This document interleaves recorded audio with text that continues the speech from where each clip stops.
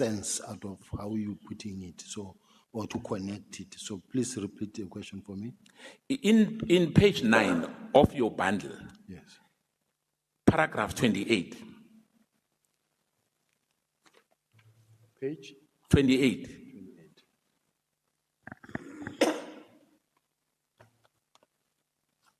On page 28. Yeah, I'm at page 28, paragraph. No, page 9, page 20, I'm in paragraph 28. Page 9, paragraph 28.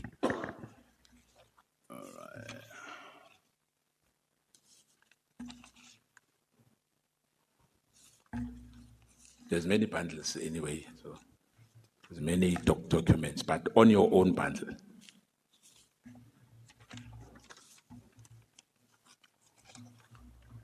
Paragraph 9, page 9 of my bundle. It doesn't have page 28. I'm not saying page 28. I'm saying paragraph 28. I don't have in page 9. It doesn't have, let me see. Let me go.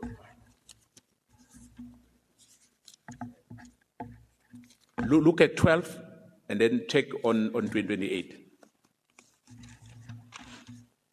Yes, page 12. Yeah, so the question, let me rephrase it for you to make things easier.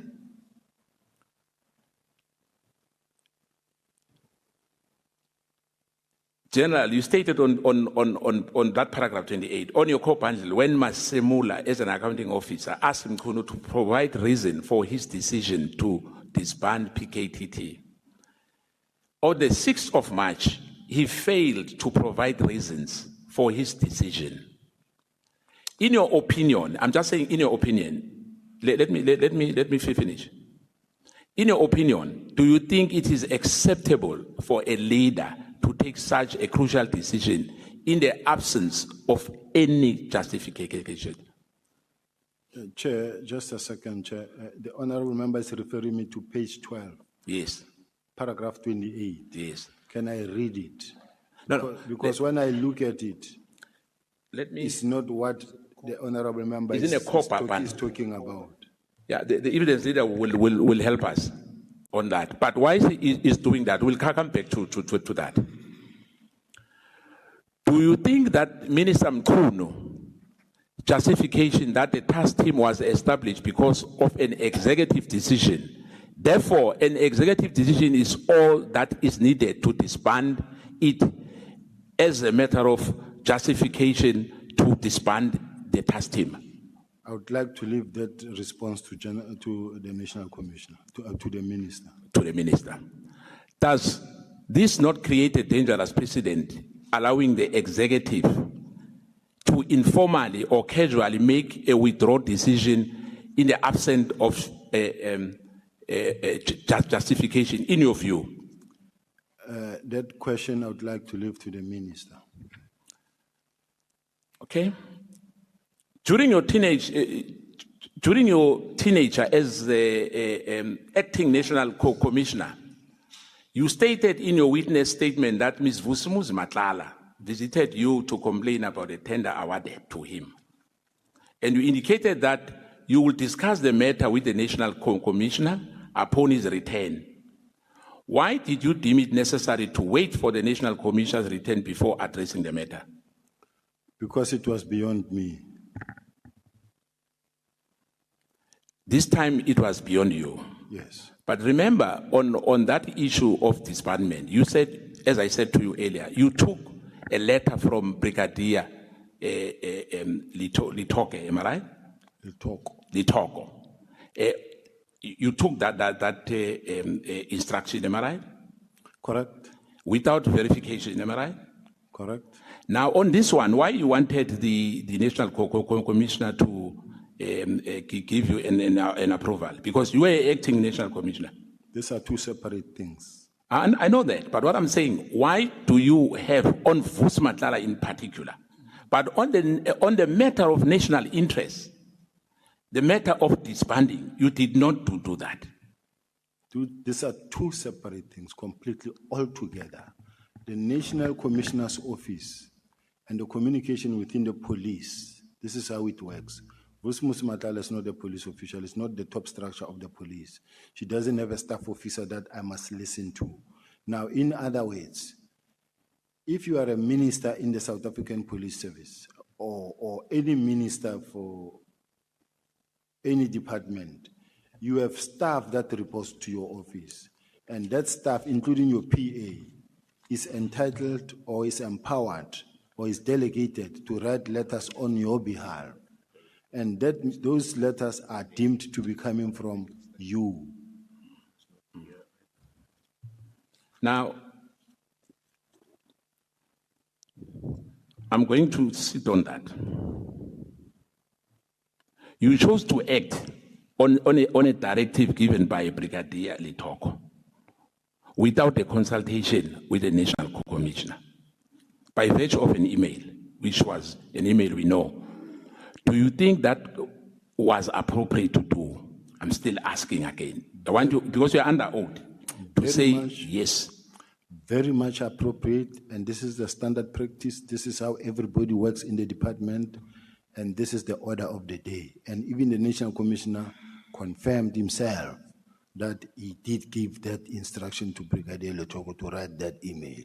So you say it's a standard practice in your office for decision of a considerable importance to be taken or communicated by junior staff members? In the organization. That's what I'm saying. Are you saying that to us? It is. Specifically, it's appropriate for such communication as demonstrated on SB3 of an annexure which your witness statement to be signed off by a junior staff in your office without your own signature. That's how you run the affairs in your office. Yes. Leadership failure or disconnecting incinerating officials, in my view. But I will paraphrase for you, General. It seems that there's a lot of matters where you are in disagreement with the assertion made by General Mkhwanazi, as shown in your submission before this committee yesterday. I want to ask you, on the 6th of July, in his media briefing, Mkhwanazi said there are criminal syndicates that have infiltrated law enforcement. Do you agree with him? If you do, please tell us why. And if you don't, please tell us why. I will never deny that there are criminal syndicates that are infiltrated the police or criminal justice system. It happens on a daily basis in all the provinces, including in KZN, where he is. You do have those people that are connected to the police, that are connected to the prosecutors, that are connected to lawyers, and sometimes they may not be criminals per se, but at the ultimate end, you find that they're involved in criminal activity. But this thing is not unique to Gauteng. Will you then agree that it presents a serious concern when high-ranking officials within SAPS hold conflicting views on the state of law enforcement in this country, and that disconnect and undermines cohesion, public confidence, and the integrity of our law enforcement? Agreed. Do you agree? Yes. General, let me come to the issue as well, which you are being accused of for many years. When Senzo Meyiwa was killed, did you went to the scene? I'm actually happy that I'm being asked on the issue of Senzo Meyiwa, and it's an issue that I wish I could spend time on it to clarify, so that finally South Africans can get to hear the truth. And allow me, Chair, to deal with this Senzo Meyiwa issue. When Senzo Meyiwa, after Senzo Meyiwa was killed, I was the head of the Hawks in Gauteng. I was at home in Pretoria. I got a call from the acting provincial commissioner, who was General Musikiri at that time. I was at home at night. I didn't even know about the shooting. And it was around about 11 at night. And remember, Senzo was killed after 7:30, around about 7:30, early evening.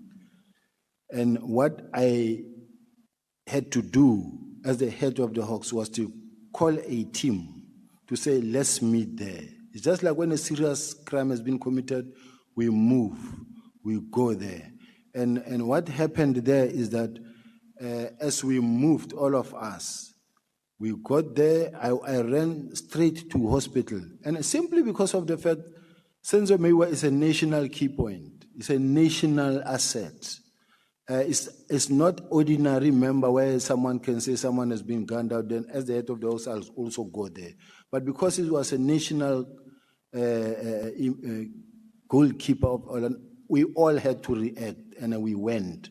Even General Musikidi, who was the acting provincial commissioner, we all went and we met at the police station, at the hospital. When I got to the hospital, it was packed, even in the passage, even in the ward where he was lying motionless.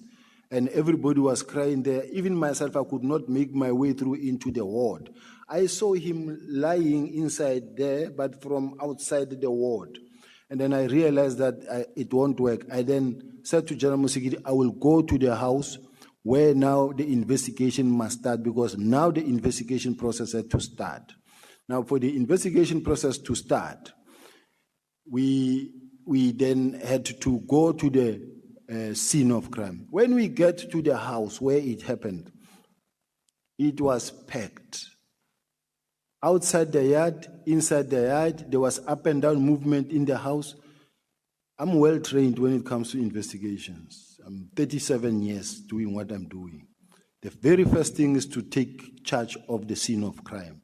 Mine was to give instructions and say, please, secure the scene, preserve the scene. This is a scene of crime. Now the team had to make sure that they remove everybody on site to outside the yard so that it can be cordoned, the scene of crime can be cordoned. Remember, I arrived late at night when this thing happened almost after 7:30, and the scene was already processed by the officials. It was processed, cleaned. The experts have done their work. Now, when I arrived there, I also found MEC Sizakele Nkosi Malobane and other generals were there. Now, ours, we come here as a fact-finding team. We come in here, we knock, we sit down in the sitting room. It's clean, there's no blood, there's no spotty that you can see, everything is in place. And then we sit, we listen, we ask questions, what happened? This one explained, this one explained, this one explained, this one explained. This is the normal course of attending to crime scene. The MEC was there also, we were all listening. And then from there, General Musikidi and them arrived from hospital to join us. There were other generals, including General Musikidi. We all listened. And thereafter, it was a question of, General, are you taking it or am I taking it? As the Hawks, do I take the matter to run with, or are you taking it? Then she said to me, the National Commissioner, who was Mayor Ria Pierre then, said or suggested that this matter must be investigated by a team of experienced investigators. Now that already took us out of the way. Now we stood by when they made a press conference, a press briefing at that time that says there will be a team appointed to investigate and will run with this matter. We were standing by, no longer involved in the case. That is why even today, when this matter has been testified, I haven't submitted a statement. I haven't submitted I've never been called as a witness. It's almost at the end because I was not involved. I've seen messages that says I took $1 million and I did this, I shifted a firearm order. No. At what point would I have done that? So I just wanted to say to South Africans, I am not involved in the Senzo Mewa case. I've never done anything wrong. And there have been many teams, more than 10 different teams that were set to investigate this thing. I have done nothing that can actually cause the matter to be, not to be successful. Thank you, Chair. I'll just give one because there's a warning already there, a red light before my colleague takes over. The last one from me. Unfortunately, other issues are still under investigation, because you said you are like a specialist, an expert when it comes to investigation. Because I don't want to eat time for my colleague. Can you confirm yes or no on the matter that scene was not contaminated by your presence? Not at all. It was never communicated by my presence. When I arrived, it was a done deal already. It was cleared. When you arrive and already it's trampled upon by many people, I was very late when we come there myself.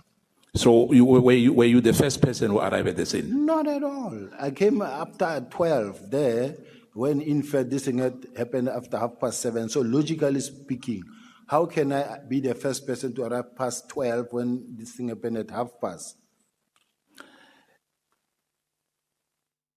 Very interesting. There, suspended Deputy National Commissioner for Crime Detection, Shadrack Sibiya, appearing before Parliament's ad hoc committee for a second consecutive day. And it's going to be another marathon session. That much is certain. Hi everyone, my name is Itumeleng Kune, SABC Sport football analyst. When I feel down and I listen to gospel, it gives me motivation. I'm a person who loves all genres. If I was a chef, my favorite meal that I would prepare would be pap, cabbage, meaty bones, with a bit of acha on the side. My favorite language is Portuguese. Bom dia, como está? Estou bem. What I like about SABC Sport is they give you the platform and the permission to be yourself and speak any language. Catch the ever-passionate Itumeleng Kune's analysis of Football Aleju on match days, live on Latuma. Proudly brought to you by SABC Sport. For the love of the game. Clientele is here to safeguard you and your family with compassion because life happens. Be part of a family that truly cares. Our funeral dignity plans have helped South Africans bury their loved ones with dignity for more than 30 years. Let us help you create a meaningful tribute that honors your life and those of your loved ones. We pay out within 24 hours and you will get double accident cover with a clientele funeral plan. Our plans are affordable. Pick the option that suits your needs. Easy to apply, no medical examinations and no paperwork. SMS SAFM to 48031. That's 48031. Clientele Life is an authorized FSP and licensed life insurer. T's and C's online. Standard rates apply. Well, that's where we have to leave it. It is 1 o'clock. Back with you again tomorrow. Here's Ondelamba now with your latest news.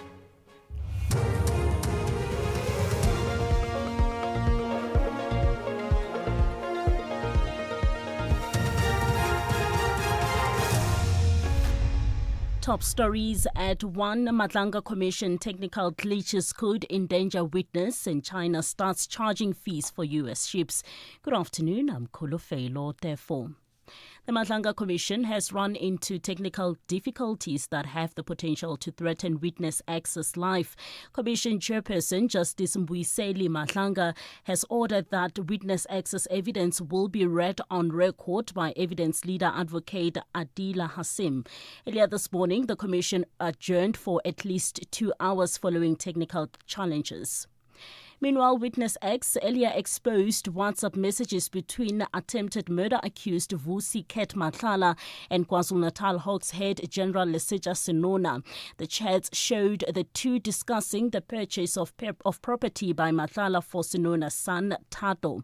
Witness X testified remotely through intermediary Tabang Boe that they have not been able to confirm whether the purchase for the property went through or not. You will also see the close relationship that Mr. Matlala has with the general's son and what seems to be the purchase of a property. And you refer to the name of the son. Can you confirm that this is indeed the son of General Senona? That is correct, Commissioners. Tato is the son of Major General Senona. Suspended Deputy National Commissioner for Crime Detection, Shadrack Sibiya, says he didn't find it concerning when a civilian approached him with information from crime intelligence. Sibiya has told the committee that he was approached by businessman Brown Mokgotsi. He says Mokgotsi told him that he was under surveillance. Sibiya says he told Mokgotsi that he was already aware of this and also intentionally kept communication open with him. ANC Member of Parliament Xola Ngola asked him if he didn't find it concerning that a civilian had access to intelligence information, and this was Sibiya's response. No, it didn't concern me. Why? Because when someone comes to you with information that helps your cause, you do give attention to such information. The Democratic Alliance in Gauteng has criticized the Emfuleni local municipality for allegedly spending 12 million rand on 4 service providers for grave digging between the 2022 and 2025 financial years. The party's member of provincial legislature, King Sol Chabalala, says the information was revealed by Gauteng Cocta MEC Jacob Mamabolo in a written response at the provincial legislature. The day in Gauteng demands an end to this ongoing irresponsible spending and the utilization of existing staff to prevent the municipality from incurring unnecessary additional costs. The squandering of millions of rands on external service providers for tasks like grave digging is unjustifiable. These tasks do not require specialized skill and should be handled internally by those already employed by the municipality. And finally, further afield, China's Commerce Ministry says it will fight to the end in a trade war with the US as tensions continue to rise between the world's 2 biggest economies. The BBC's Stephen McDonnell reports. A statement from China's Commerce Ministry said that the US can't demand talks while imposing its own restrictive measures with threats and intimidation. However, it also said that despite this, communication had been maintained with working-level talks taking place yesterday. This followed claims over the weekend from US Trade Representative Jamison Greer that Beijing was blocking contact after China introduced new restrictions on the export of rare earths and magnets, crucial in the production of electronic goods. From today, the US and China will start charging extra port fees on one another as they increase pressure prior to a meeting between Xi Jinping and Donald Trump. Recapping the top story at 1 o'clock, the Madlanga Commission has run into technical difficulties that have the potential to threaten witness access live. Headlines at 1:30 if when it happens. For SFM News, I'm Kulofelo Tefo. SAFM 104 to 107 nationwide. Let's rewind 6 years, when Twitter was still Twitter, not a letter of the alphabet. TikTok was simply the sound your clock made. And Zoom just meant enlarging a picture. So it makes you wonder, what will the next 6 years bring? Ohino trucks now come standard with a 6-year drivetrain warranty, covering everything from pistons to gears. So although a lot can change in 6 years, our warranty promise won't. T's and C's apply. Hino, all the way. This October month, SAFM focuses on cybersecurity awareness. As we live more of our lives online, staying safe in the digital world has never been more important. From spotting cyber threats to protecting your personal data, SAFM brings you the conversations that empower you to stay secure. SAFM, leading the conversations that move us. Majapeng is building South Africa's next energy-led industrial future. Join us for the Majapeng Investment Summit that's happening on the 16th and 17th of October in Welkom, where opportunity meets innovation. From gas and green energy to logistics, agro-processing and advanced manufacturing, discover how you can invest in a special economic zone backed by major energy projects, solar power and world-class infrastructure. Fast-track your investment, power your growth and be a part of the future. Register now at majapeng.co.za. Powered by energy, driven by vision. The Full Circle with Bridget Masinga, Monday to Friday, 1 to 3 p.m.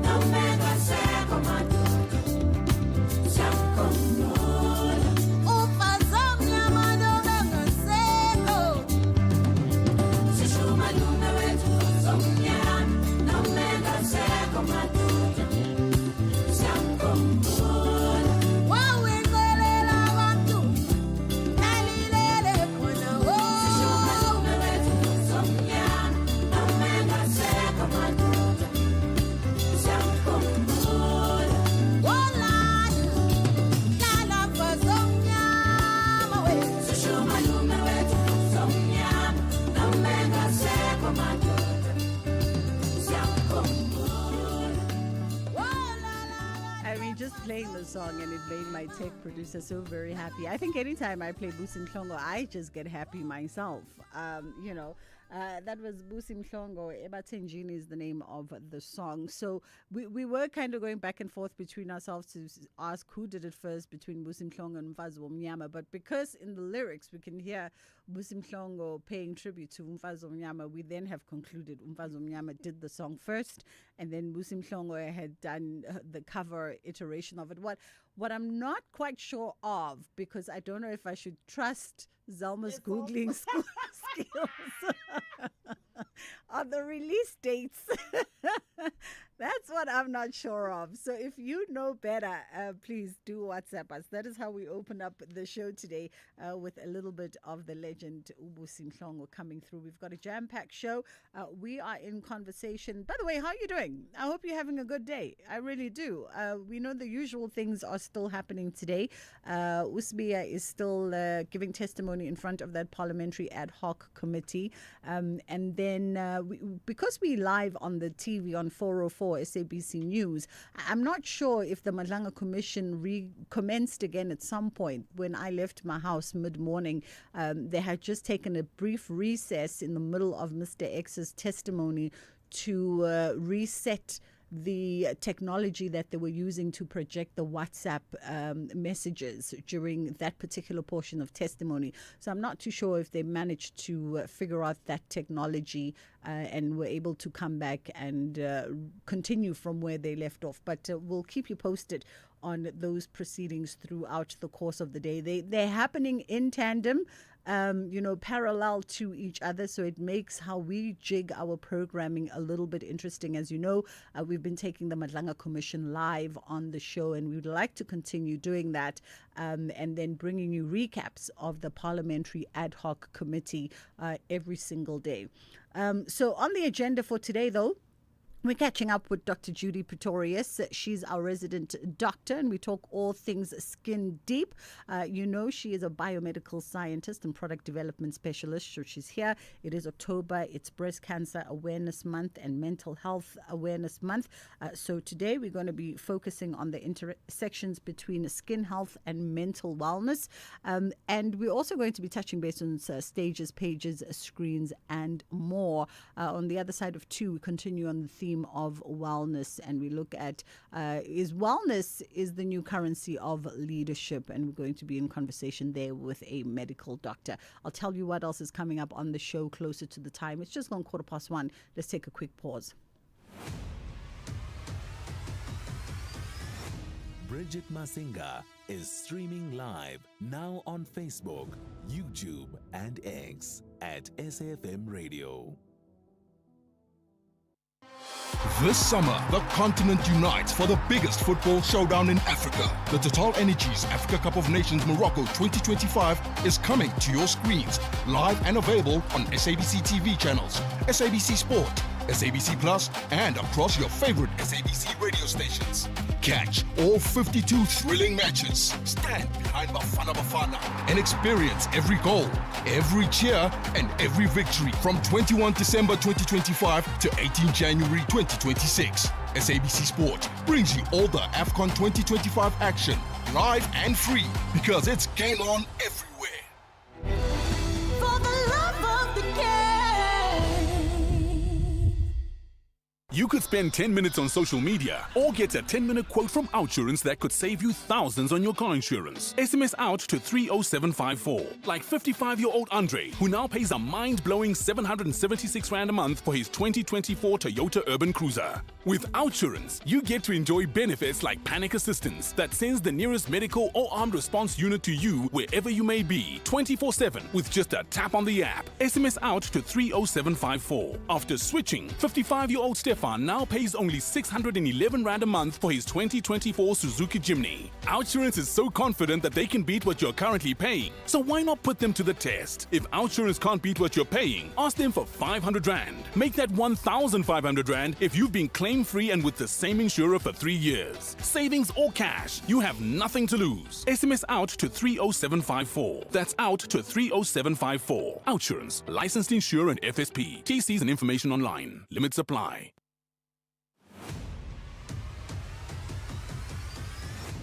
Bridget Masinga is streaming live now on Facebook, YouTube, and X at SAFM Radio.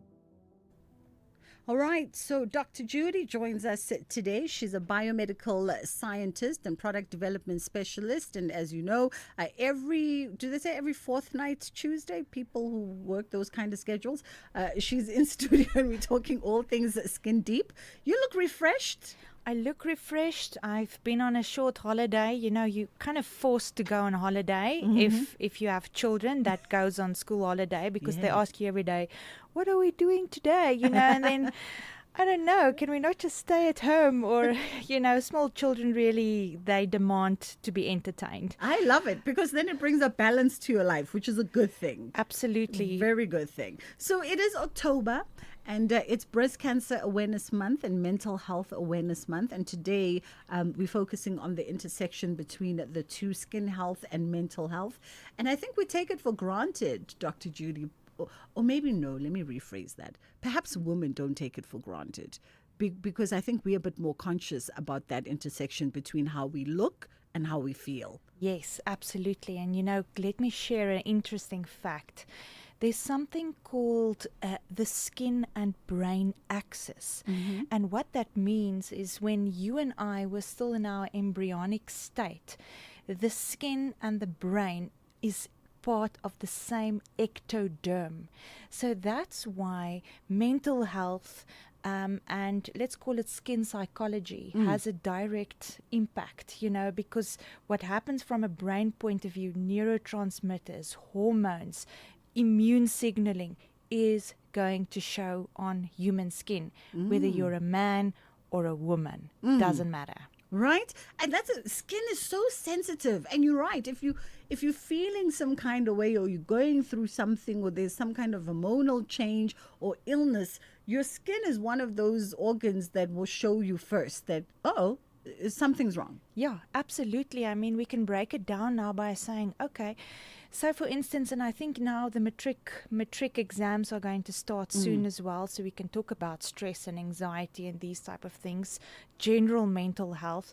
But just looking at once people stress, the hormones typically released when you stress is a cortisol hormone, and you won't believe it, cortisol hormone actually increases sebum production, and if you have elevated levels of sebum production, you're going to have sporadic breakouts, and sometimes teenagers or even adults who really go through a stressful situation get sporadic breakouts and they don't know where it comes from, you know, comes from the cortisol hormone.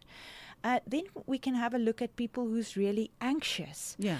And anxiety all by itself, you know, can also lead to sporadic breakouts, but it does also lead to the fact that these individuals like to pick their skin so much more. And they start even pulling a little bit, you know, of their hair. So there's this whole anxiety component. Let's even call it a bit of a body dysmorphic type of element that comes into play here. If we look at depression, for instance, and the effect that depression has on your skin is you can see that these individuals may perhaps have a decreased motivation of taking care of their skin. So in other words, general hygiene just, you know, falls away, which is unfortunate. You can also get another kind of skin-brain axis mental health component, and that's OCD, the obsessive compulsive disorder, where people now overuse certain skincare products. You know, their appearance that they perceive by themselves, they see flaws. And now they overuse certain skincare products. They scrub so much more. And then that unfortunately compromises the human skin. So that's why I say from a mental health point of view, how we feel inside, the amount of hormones that we release, the neurotransmitters that we release, our immune signaling that we release is going to have a direct impact on our skin. You know, and as you talk about sort of those different mental health situations, I'm wondering, are we even cognizant as people that some of these things are illnesses that are playing out, symptomatically on our skin. Because you speak about an anxious person, for instance, constantly touching and picking and pulling, but they might not be aware that they have that sort of action, or I don't even know what you call it, that sort of symptom to do that. Absolutely, and again, coming back to maybe stress and anxiety now, this time of the year, people's emotions are amplified, and it's absolutely through the roof.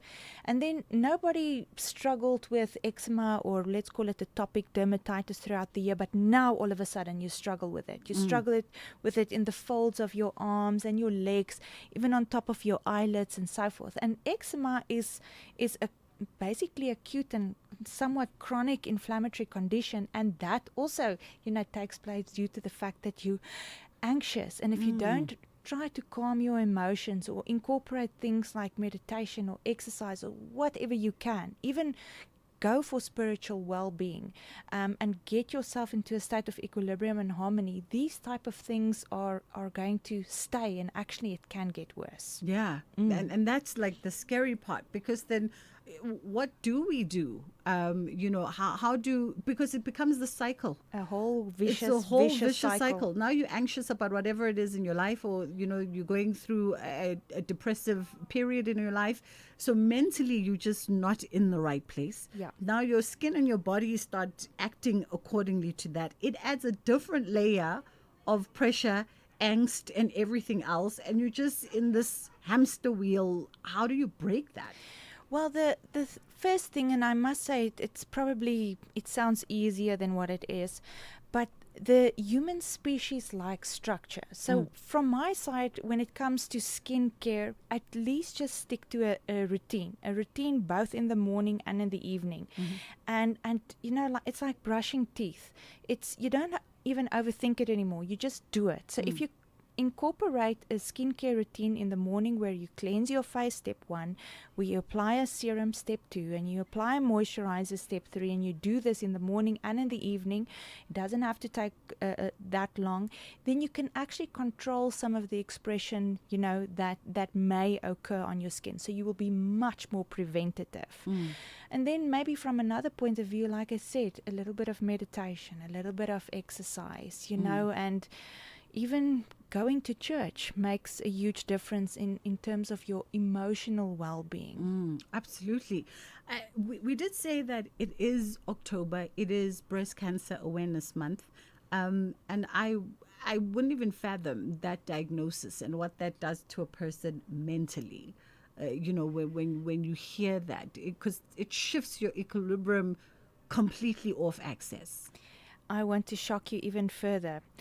I was deeply saddened by the fact that there are so many people, especially breast cancer individuals, that's on a waiting list to get chemo and radiation or immunotherapy treatments. And because they're on a waiting list, there's another thing that happens, is that these patients ultimately succumb to wounds. And let me explain some of the wounds. Just talking about breast cancer and cancer in general, is that did you know how many wounds, physical wounds, a cancer patient has to go through when they either get treated or not get treated? And if I would say the not get treated part, because we've been dealing with some of these patients, are we call it fungating wounds, where you actually have an ulcerating tumor, where the tumor really grows to such an extent that it starts tearing the skin, and it tears out of the skin. And unfortunately, this is a very favorable environment for microbial growth, and then these wounds become necrotic and septic, and this is why the patients ultimately rather die from the wounds and not the cancer itself. It's very bad, and it happens every day in this country. Oh man. Yes. I mean, as you talk about that, I'm thinking just the backlog in cancer treatments all over every province. There's been this conversation around the access to cancer treatments for cancer patients, and the backlog and the unavailability of machines and resources. The list goes on and on and on. now you're dealing with that diagnosis, you're trying to be positive, and then your body's also, as you describe, in some instances, it's literally expressing itself in the most horrid ways. Yes, and I mean, just from a skin point of view, a cancer wound, and especially a breast cancer wound, the type of wounds a cancer wound can anticipate to get would be, number one, probably a mastectomy. So there's going to be mastectomy scars, or a lymphectomy, multiple biopsies, for instance. So the surgical scars, acute chronic surgical scars, would be without a doubt there. Hypertrophic keloid tissue that starts to form because of this. Then if they go for radiation, they can get radiation dermatitis. And what radiation dermatitis is basically nothing other than a superficial burns wound. You know, some of these other cancer treatments that people get, they go for this red devil. If some of that, you know, product leaches on the skin, these patients actually struggle with blisters on the skin. You know, that's how harsh and intense it is. And these patients will physically explain to you, it feels like I'm dying, but I'm still alive. You know, that's how bad some of these cancer treatments are. And the effect that the human skin goes through, it's not only the physical scarring, but the severe dehydration of the skin, and also what we call painful skin. Sometimes you can just touch any part of their body, any part of their skin, and it's severe pain. So let's call it the sensoric cells are so much more exposed. They are so much more aware of the environment, you know, and it's so much more intensified.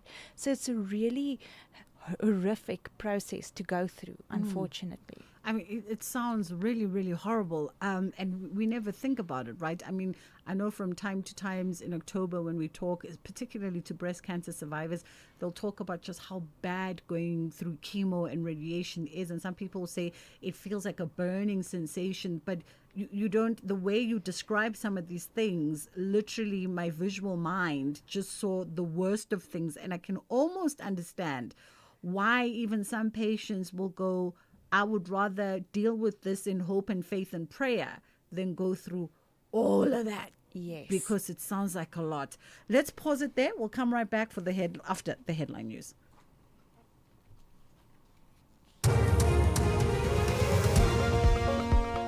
Thank you, Bridget. Good afternoon. I'm Kulufelo. Therefore, in the headlines at 1:30, the Madlanga Commission has run into technical difficulties that have the potential to threaten witness access live.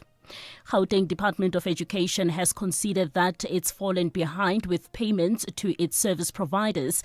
This after affected bidders raised the alarm over the non-payment of security services and school nutrition service providers. And further, field delegates from more than 100 countries are gathering in London for 4 days of UN talks aimed at reducing the environmental impact of global shipping. I'll have details at 2. Bridget Masinga on SAFM. We are in conversation with Dr. Judy Pretorius, who is a biomedical scientist, and of course she's our resident Skin Deep doctor, coming in every other Tuesday to talk to us about all things skin and things that also intersect and relate to skin that we sometimes don't think about. And we were just focusing on, you know, cancer diagnosed patients and everything that their bodies go through and their skin goes through. And I was saying to you, Doc, before we head into the headline news, that from what you describe, it makes sense now why when you talk to some cancer survivors, and, you know, we go to these cancer luncheons and things in October, and a lot of people will go, it hurt, number one. And people who talk about radiation will talk about how it burnt. It felt like it was literally their bodies were on fire. And some folks will tell you that they decided that they're going to go through the homeopathic way, or they're going to pray, or, you know, they're going to do whatever spiritually, but they refuse to get Western treatment because of just that, the sentiment of, I would rather die than put my body through all of that, because it sounds horrific. And then you get left with the after effects and all that physical scarring that now is the constant reminder. Absolutely. You know, to explain human life from a biology point of view, the way you and I came into this world, from an embryo point of view, cells divided into 2 and then 4 and then 8 and then 16 cells. And then the human skin also likes to work like that. We call it cell division and proliferation. And basically it's the one cell divides into 2 and then 2 cells divide into 4 and 4 into 8 and 8 into 16, etc. Now, here's the thing. Cancer is when a tumor or a cell start to, grow that our bodies don't want, and ultimately can kill us. So when we go for cancer treatments, all these cancer treatments, whether it's immunotherapy, whether it's chemo, whether it's radiation, even some oral medication that you can drink, cytostatic, and listen to this name, cytostatic. Cyto means cell and static means stop, cease. This is what happens to cancer patients because all of these treatments are to cease and to stop new cellular proliferation and division to take place. But the problem is, now you go for these treatments, but these treatments affect all the other organs to also cease in terms of cell division taking place, especially the human skin. And the human skin is just one of those organs that wants to have continual cell division that takes place. Now, everything stops. There's the cytoseizure. And that's why I mentioned earlier before, is these people feel like everything stopped. The body stopped working completely because of these treatments. And not only can you physically see it, there's a fatigued appearance, there's a painful appearance, there's a dull look, there's a very dehydrated effect on the skin. It's something that now not only is the physical sickness, but you can imagine the mental well-being is compromised as well. Shoo. And then is there a way that one can, that one can prepare, even in the smallest bit, the body to handle some of that, even if it's a cosmetic preparation, just something to just go, okay, maybe there can be some semblance of normality or healing during this whole process? Absolutely. What I say is the human skin also acts as a barrier. So unfortunately, during summer, we can lose anything between 100 to 200 milliliters of water through our skin every day. That evaporates back into the atmosphere. In winter, it can be 300 to 500 mils of water. In a patient that's been treated with cancer, it can be 300 to 500 mils of water per day in any ways. So the dehydrated skin is definitely much more pronounced. So my suggestion always with these patients is that they incorporate occluding type of products. So anything that's very rich, and when you apply it on your skin, it kind of has to have that bit of a greasy appearance, like a petroleum jelly and so forth, that occludes everything into the skin. And my favorite product, you won't believe me, would be like a bio baby nappy cream, for instance, because inside these nappy creams, it's rich in ceramides, it's rich in peptides. It usually doesn't contain any fragrances or dyes and so forth. It occludes a lot, and it kind of creates this beautiful layer, this beautiful film on the skin, just to prevent that any water evaporates back into the atmosphere. I can believe the baby cream, the baby bum cream. I've got friends who use the one with the bee, the tube with the bee. Yes. They love it. They use it on their faces, on their lips, and I'm just like, okay, baby bum cream. There we go. Absolutely, it makes a huge difference, and it's safe because you don't want to now really incorporate ingredients. Let's say anti-aging ingredients. Some of the top 5 anti-aging ingredients like retinol and vitamin C and so forth, that can actually now become an irritant to this already sensitive skin. So the more gentle type of ingredients like hyaluronic acid, also growth factors. One of my favorites are definitely going to be zinc, and even a little bit of vitamin D that you can apply topically will really make a difference and would not ignite an additional secondary response. And then once you've done, for instance, I was saying during the break to the doctor, I have a friend who was diagnosed with breast cancer, and we're hoping to have her on the show this month. And she bravely shared her story on social media. Beautiful woman, shared her story on social media, and she had a double mastectomy. And so she's left with that scarring, because I don't think there's a gentle way for surgeons to do that operation. I've never seen a nice scar.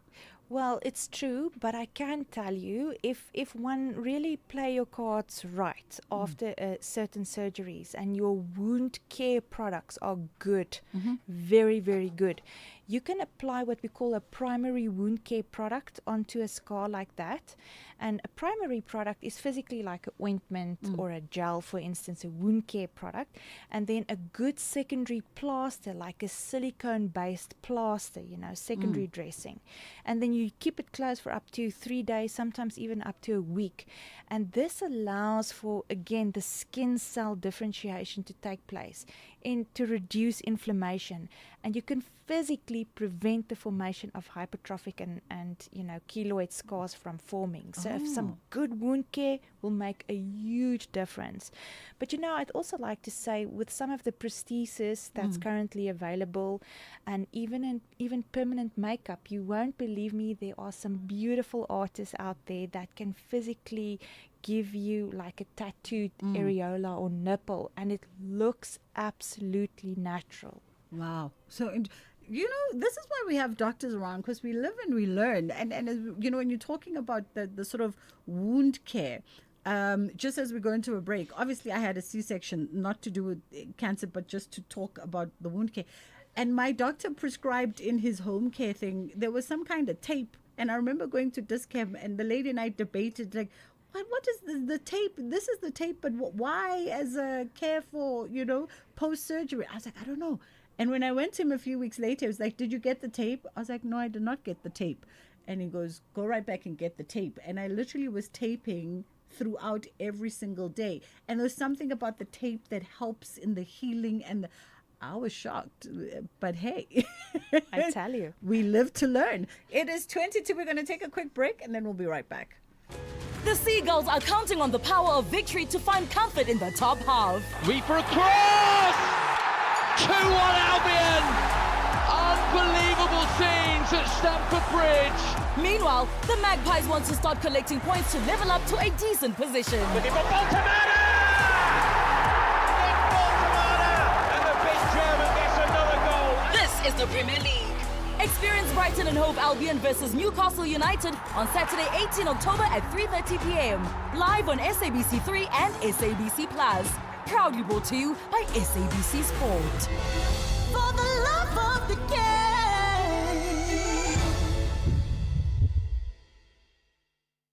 Clientele is here to safeguard you and your family with compassion, because life happens. Be part of a family that truly cares. Our funeral dignity plans have helped South Africans bury their loved ones with dignity for more than 30 years. Let us help you create a meaningful tribute that honors your life and those of your loved ones. We pay out within 24 hours, and you will get double accident cover with a clientele funeral plan. Our plans are affordable. Pick the option that suits your needs. Easy to apply, no medical examinations, and no paperwork. SMS SAFM to 48031. That's 48031. Clientele Life is an authorized FSP and licensed life insurer. T's and C's online. Standard rates apply. Well, listen, Mzansi, it is Tuesday, and that means the Powerball has skyrocketed to a mind-blowing 140 million. It's just waiting for me. 140 million estimated jackpot tonight. You heard right. Play Powerball for an estimated 140 million today and stand a chance to win the life-changing jackpot. Buy your tickets now in-store or via the nationallottery.co.za, the mobile app, cell phone banking, or you can simply dial *120 *7529# for USSD. Panda Pusher Play. Players must be 18 years or older and play responsibly. Ituba is the proud operator of the National Lottery. Bridget Masinga is streaming live now on Facebook, YouTube, and X at SAFM Radio.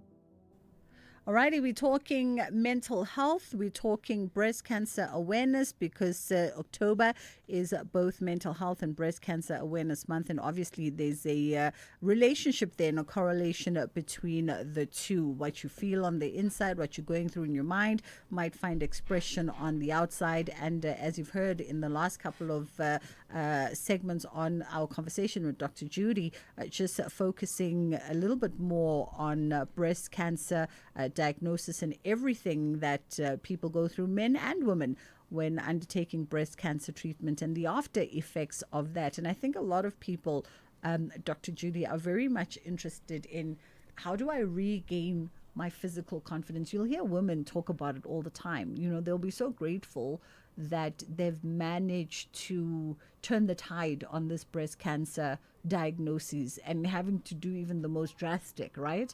But then they go, I don't feel like myself physically. I should be in a moment of gratitude and happiness because I've beaten this thing. But when I'm standing in front of the mirror naked, I don't feel like myself.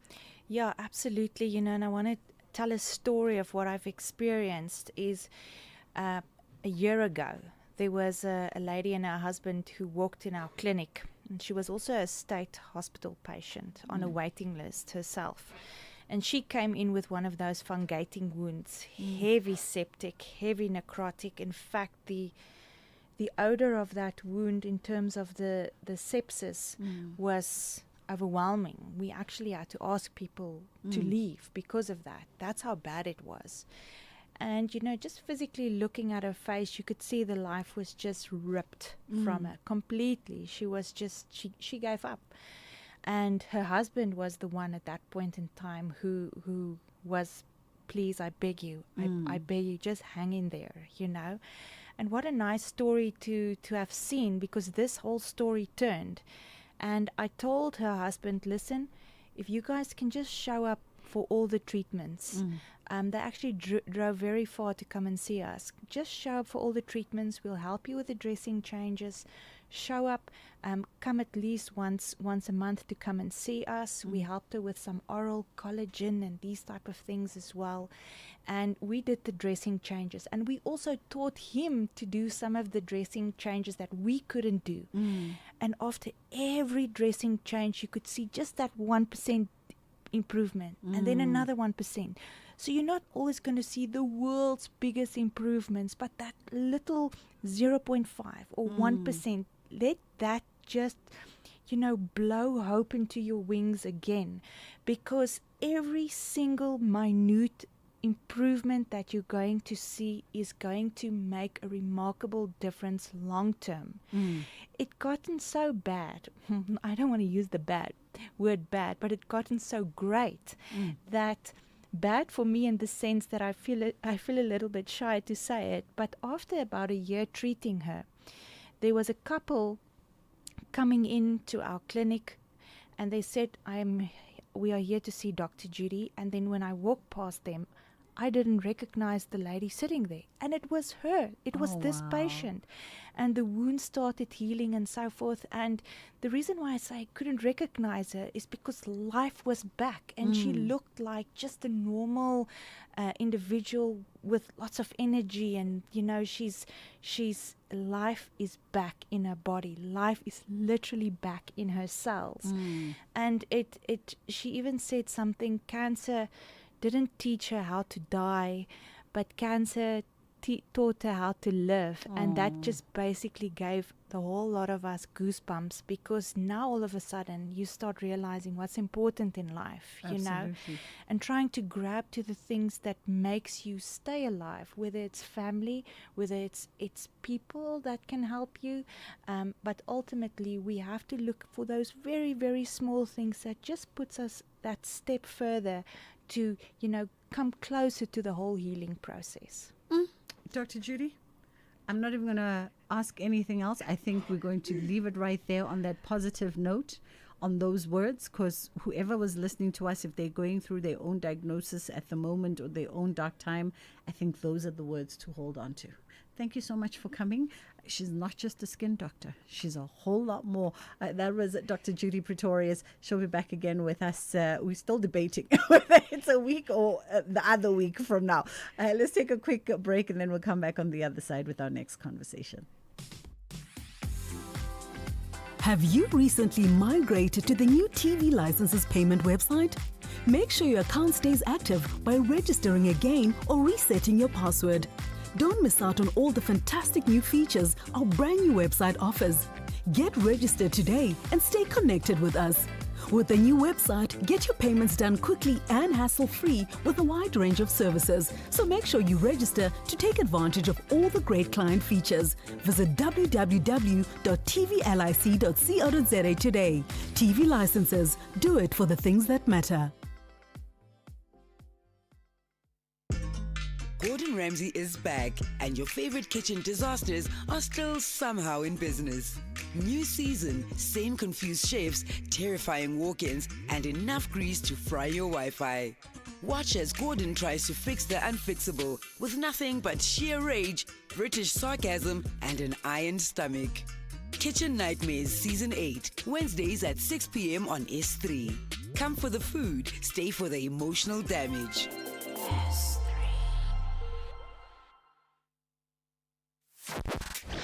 The Morning Brief. I think it's worth running through the numbers that lead you to the conclusion that South Africa's is the worst and most persistent unemployment crisis in the world. What does that look like? In 1994, 3.7 million South Africans were unemployed. Today, in 2025, we have 12.5 million unemployed. Now, we have fewer than 4 in 10 working age adults who get a job. This is not what happens in the rest of the world. That's Anne Bernstein, Executive Director of the Center for Development and Enterprise. Tulasizwe Simelane on The Morning Brief. Find the podcast at safm.co.za. This October month, SAFM joins the world in breast cancer awareness. We bring you conversations that highlight the importance of early detection, survivor stories that inspire hope, and expert advice that could save lives. Together, let's spread awareness and support the fight against breast cancer. SAFM, leading the conversations that move us. Bridget Masinga, weekdays on The Full Circle. It is The Full Circle with myself, Bridget Masinga, on SAFM as we get into our next conversation. What an interesting tongue twister of a name I'm going to have with my next guest. And I beg your pardon, please. Is it Amia Mika Komorowski? Almost. It's Amay. Amay. Yes. May, thank you very much. Thank you. I was like, there's cappies on the E's and everybody says it differently. It gets it wrong, so no worries. May, thank you so much for the time. And Amay Mika Komorowski is a playwright and a performer. And now the surname also? Leave me alone. I love you. Komorowski. Is it Polish? It's actually Ukrainian. Okay, Komorowski. Yes. She is a playwright and a performer, and of course the lead as well in the play. And the play is Sarajevo. That's right. So again, pronounce it Sarajevo. Sarajevo. So also Ukrainian, I'm presuming. No, so Sarajevo is Bosnia. It's the capital city of Bosnia-Herzegovina. Oh, yes, Sarajevo. I should know these things. No, actually, I'm surprised by how many people don't, even including myself, before I went. Really? Okay, yes. So thank you for your grace, Amay, and not making me feel bad. Let's talk about Sarajevo now, because this is a new production. It's a new staging taking place at the theatre on the square, right? That's correct. Give me some context. Okay, so, I mean, I think before I talk about the story of Sarajevo, I'll just talk about why I wrote it. It was actually born out of a personal trauma. Okay. When I was 14 years old, I went to former Yugoslavia for a Karate World Championship. And I guess they decided to do it there to try and revive the economy. It was the last year it was Yugoslavia. And I was just so traumatized by what I saw, by the devastation that the war and the market had left on the people, you know. And we heard all these stories, but I was so young and I didn't really, you know, I didn't listen. I didn't care, to be honest. But years and years later, it obviously stuck with me and it was in my memory. And then I started doing theatre and I found, wow, theatre is such a great medium of expression. And all of these stories just are yearning to be told, like maybe I'm this vessel that should tell these stories. Absolutely. And now this life-lasting visit that was imprinted in you led to you penning this play, this new production that's centered around 3 childhood friends. That's right. So Sarajevo, it's even though it's in the war, it's not a war story. It's a very human story. We take out some of our reviews, which I was so grateful for. They actually nailed it, where they said we took away the numbers and the statistics and we just put you in a room, you know, with 4 human beings who are going through the war and are all being affected in different ways. And it's about the fracture of friendship and the fragility of friendship and what happens when ideology, you know, starts indoctrinating people. And the other important aspect of it is the foreign photographer who comes in to bear witness. And the whole question of whether his camera actually becomes like part of the damage. The lens falls away. Is he just a voyeur to these atrocities? Is what he's going to document going to help in any way? So that's the story of Sarajevo. And I wonder, Amie, in the story, because, you know, war oftentimes leaves family and friends also on opposite ends. Opposite ends, opposing ends, often in conflict with ideologies that differ. And I wonder, does the story also to some degree explore those kind of dynamics? Oh, completely. That is one of the biggest themes because, you know, as the bombs start falling, the loyalties shift. And you start seeing how this friendship that was born from childhood is completely just torn at the seams. And the 2, Alex and Slobo, they become part of the army. And basically Mirela, who's a Bosnian Muslim, otherwise known as a Bosniak, becomes an enemy to them pretty much overnight. So it deals with these things, with people that are torn apart and the logic of war and how it's just, and it confronts issues of identity and memory. And and I think at its heart it asks, can friendship survive in a world that insists on enemies? Absolutely. And this play actually, as much as it is at the theatre on the square, and you opened on the 9th with just a few days to go until the 18th when you close. But the play has had quite an interesting reception because it's had life since 2018, if I'm not mistaken, right?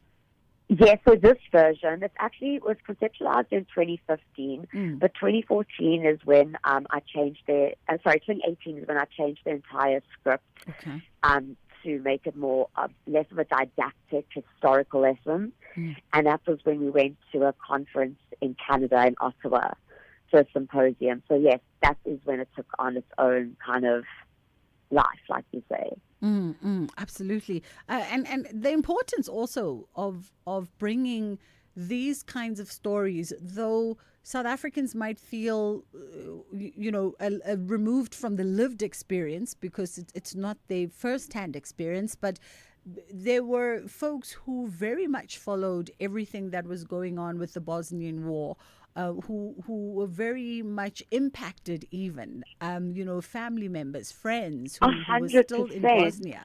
And the importance of bringing these stories to localized audience to also show that, we geographically we may be located quite far from each other, but emotionally and from life connection, there's a lot that brings us together. I think you nailed it because, first of all, it just holds up a mirror at society, and it's not very different. Pain is pain no matter where you are in the world, first of all. But it holds up a lot of, the feelings that people went through apartheid. And this war was happening at the same time that South Africa was actually transitioning to a democracy, which is really interesting. Absolutely. And just in terms of the period of the Bosnian War and when the genocide started in Rwanda. So it is very relevant to audiences everywhere. And I think even people that have come to see it, that I was very concerned about, maybe because it isn't so South African. There is a lot of South Africanism in it, but they've completely related to it just because it's human condition that they deal with on an everyday basis. Absolutely. So we've got until the 18th. What's today? The 14th. So we've got 4 more days. 4 more days, 4 more nights to catch the show at the theatre on the square, right here in Sandton, right? That's correct. Booking-wise, where do we go? Booking, you can either go on web tickets and type out Sarajevo. We have a special running for the next 3 days, but if you come to the door, you can pay 180 Rand for a seat. And afterwards, the actors will be in the lobby to do Q&As and interviews, and you can ask us and debrief with us after the show. And you can also book on the theatre on the website, Theatre on Square website. Now, a lot of Joburgers will like to probably maximize on that door special. So they probably want to know what time they should be there, as in what time are the shows?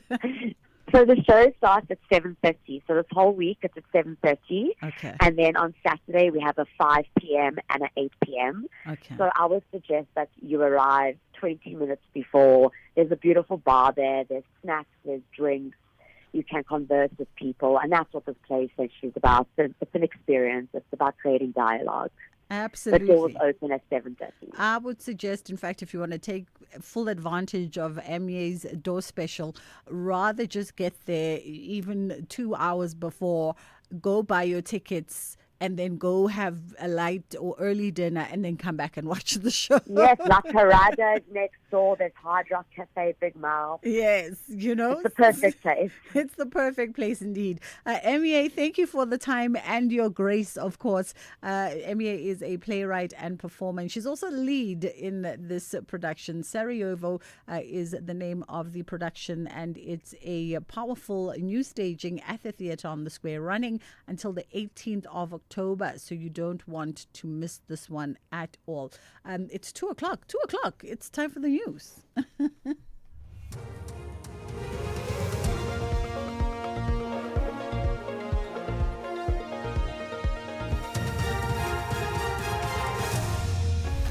Top stories this hour. Madlanga Commission experiences technical glitches and Sibiya slams his critics. Good afternoon, I'm Kulofelo Defo. The Madlanga Commission has run into technical difficulties that have the potential to threaten witness access life. Commission Chairperson Justice Mbuyiseli Madlanga has ordered that witness access evidence will be read on record by evidence leader Advocate Adila Hassim. Witness X was testifying remotely through an intermediary this morning before encountering technical difficulties. Justice Madlanga says the decision to have witness access evidence delivered through Hassim was not taken lightly, as the Commission values transparency. Transparency cannot be at the risk of endangering the safety of witness X. Thus, we must adopt a different format on how witness X's evidence must be tendered. In due course, the Commission will decide on how and when questions may be asked with regard to the testimony.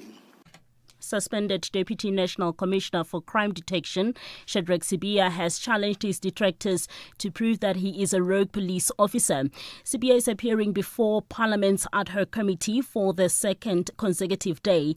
The committee was established to investigate allegations of criminal infiltration, corruption and political interference in the justice system made by KwaZulu-Natal Police Commissioner Nhlanhla Mkhwanazi.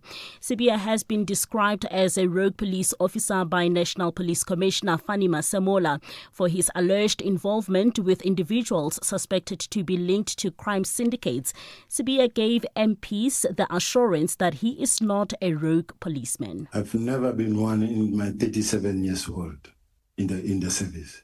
So you deny the allegations? I deny that, and they must prove that. Shifting our eyes to the courts now, the lawyers of Eugene de Kock have confirmed that the former apartheid security branch officer will not be in court tomorrow for the Craddock 4 inquest due to health-related issues. De Kock's lawyer, Johan Skuman, says he was diagnosed with heart failure last week Friday and was advised to rest for at least a month. The lawyers representing the families of the Craddock 4 and the Craddock communities argued that it is unacceptable that de Kock can't testify. Presiding Judge Tami Beshe is expected to give her ruling this afternoon. In other news, the Gauteng Department of Education has considered that it's fallen behind with payments to its service providers. This after affected bidders raised the alarm over the non-payments of security services and school nutrition service providers. Security service providers have reportedly begun withdrawing their personnel from high-risk schools, while school nutrition service providers are unable to provide meals. This has raised concerns over the safety and well-being of learners and educators in the province. The department's spokesperson, Steve Mabona. It is true. We had a cash flow challenge in the department that we then decided to make sure that we prioritize, and we have concluded the process, and those service providers have been engaged. We are capturing now all those payments this week. Next week they should be receiving their money. And finally, further field delegates from more than 100 countries are gathering in London for 4 days of UN talks aimed at reducing the environmental impact of global shipping. Nations had been expected to adopt an international treaty by Friday to shift the industry to cleaner fuels. However, a last-minute intervention by the Trump administration has cast doubt on the deal. The BBC's Esme Stahl reports. It took 10 years of negotiations before finally in April an international treaty was agreed to shift the global shipping industry, responsible for 3% of global emissions, to cleaner fuels. This week was meant to be ceremonial, the final signature on the dotted line. But on Friday, the US Secretary of State Marco Rubio and the US Transportation Secretary Sean Duffy threatened countries backing the plan with port bans and visa restrictions for mariners. The US flags few ships, but the Secretary said they did not want to see any move that increased prices for American citizens. The top story at 2, the Matlanga Commission has run into technical difficulties that have the potential to threaten witness access live. Headlines at 2:30 for SAFM News. I'm Kolofelo Defo. SAFM 104 to 107 nationwide. Channel your inner feel-good on Expresso this October, from big global moments like the G20 summit to how it all plays out right here at home. We are keeping it real this Mental Health Awareness Month with conversations that lift and inspire. And of course, all the good stuff that you love, delicious food, fashion trends, and everything in between. Wake up with the Feel Good Breakfast Show, Expresso, weekdays 6 to 9 a.m. on S3. If you think you cannot afford a lawyer, think again. Clientele Legal has made professional legal services affordable. You receive up to 745,000 Rand worth of legal services per year. Our range of plans include cover for you, your spouse, children, and extended family. Plans include cover for civil, criminal, and labor-related matters. Whether it's protection orders, gender-based violence, uncontested divorce, or poor service, your Clientele Legal lawyer will be there to assist you. Our services are convenient. Simply pick up the phone and call your lawyer or send us an email and we'll get back to you. All plans include a bail benefit of up to 5,000 Rand and we'll go to the police station and pay it for you. Plus, Clientele Legal offers you 24-hour telephonic legal advice. SMS SAFM to 32195. That's SAFM to 32195. Clientele General is an authorized FSP and licensed non-life insurer. T's and C's online. Standard rates apply. This October month, SFM shines a light on mental health awareness. This month, we bring you conversations that break the stigma, encourage care, and provide strategies to protect your mental well-being. Because it's okay not to be okay. And together, we can build a healthier tomorrow. SAFM, leading the conversations that move us. All right, Mzansi. So Powerball has skyrocketed to a mind-blowing 140 million estimated jackpot tonight, this Tuesday. You heard me right. All you have to do is play Powerball for an estimated 140 million today and stand a chance to win the life-changing jackpot. Buy your tickets now in store or via the nationallottery.co.za, the mobile app, cell phone banking, or simply dial star 120 star 7529 hash for USSD. Panda Pusher Play, and players must be 18 years or older and play responsibly. Ituba is the proud operator of the National Lottery. The Full Circle with Bridget Masinga, Monday to Friday, 1 to 3 p.m.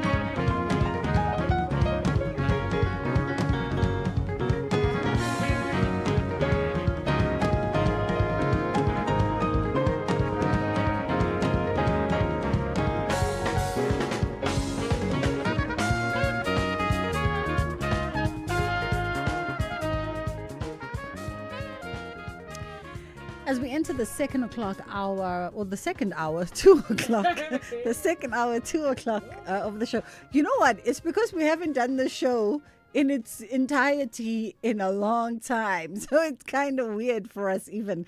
That was Shane Cooper coming through with Where the Heart Is as we slowly edge towards 2 o'clock. We're going to take a quick pause and then we come back with another wellness conversation because today is Tuesday and we're looking at, is wellness the new currency of leadership? That's coming up after this. SAFM's award-winning drama department presents to you the radio drama series Skyline. Press cockpit medical emergency now. Cabin crew to your stations. Where the skies promise adventure, but behind the cabin doors, untold secrets are found. He's signing off on cheap parts they installed like it's nothing. Catch the radio drama series every Saturday at 9 p.m. on SAFM, leading the conversations that move us. SAFM 104 to 107 nationwide. SAFM Wellness Talk is brought to you by MedScheme, committed to pioneering inclusive, seamless and quality healthcare for every South African. Alrighty, so Tuesdays we focus on all things health and wellness, and today is no different as we look at wellness as the new currency of leadership, and we're talking to medical doctor Dr. Mutamang Diaho around this conversation, and she challenges leaders to rethink how they view wellness in the workplace. And the good doctor is a Gestalt trained coach, and that brings me intrigued because I'd love to know what that is exactly. How are you doing, Dr. Mutamang? Hi, Bridget. How are you? I'm very good, actually. I'm absolutely fantastic. I'm great, thank you. So a new term that we are learning all together, please explain for us. We should delete it as an introductory sentence. Basically, we just in our coaching practice, we coach the individual, but we are awareness consultants. We watch how we show up in rooms and how we show up to affect the environment within which we walk, and it's a way of life. Absolutely. It makes sense for the work that you do and the conversation that we're about to have today, because part of your work is challenging leaders to rethink or perhaps have a different view of what wellness in the workplace looks like. You know, where does that kind of conversation even begin with leaders, or where's the challenge for them? Yeah. It's an emerging conversation, Bridget. You sitting in a corporation where you are now. I'm sitting in a corporation where I am. And increasingly, as practitioners in the wellness workplace environment, we realize that maybe the focus on wellness, when we started acknowledging it as a necessity, focused on the individual. Let's go and do a wellness day. Let's go and take people to spas and that. And the focus was like it's an HR thing that's like a little pimple on the face. So this conversation is requiring of us, all leaders in all stages in our environment where we work, to actually be well to lead. What do I mean to be well to lead? Somebody said once that actually we expect of people to lead people and they are unwell. And we're talking specifically in this month of mental wellness. About a lot of people, or some people who lead people, actually need to be well mentally themselves. And so this is the fundamentals of shifting this conversation as a leadership prerogative. We need to be well so that we can lead people and to lead ourselves. That's where this comes from. Shoot. And one never thinks about it that way, because it almost reminds me of the conversation around that broken people break people.